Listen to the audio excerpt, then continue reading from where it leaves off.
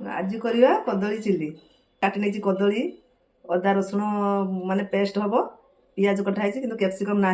बिना कैप्सिकम तैयारी करवा किछि अदा रसुण छेची नेले गोटे बाउल रे कटा होइतिबा कदली अदा रसुण पेस्ट लूण हलदी गुंड लंका गुंड चिकेन मसला किछि गोटा जीरा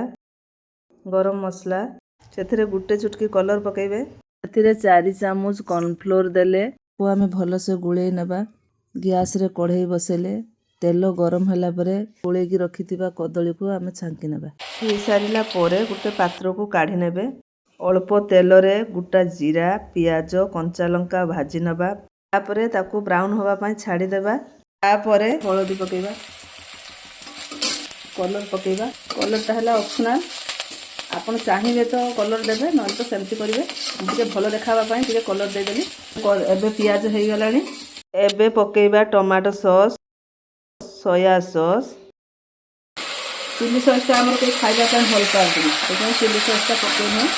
चिकन मसला लूण लंका गुंड गरम मसला चीनी टिके एमती चीनी देले टिके स्वाद भलो आसे ग्रेवी पाई 2 चामच कॉर्नफ्लोर नबा कॉर्नफ्लोर पानी करके देले धनिया पत्र तापरे हमें जो छांकी की रखी दिले कदली ले ताको हमें पकई देले प्रस्तुत हो गला कदली चिल्ली तैयारी करके खाइबे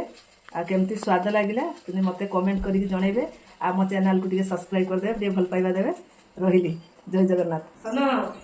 आज्ञा तो केमती टेस्ट हेची खोइले मते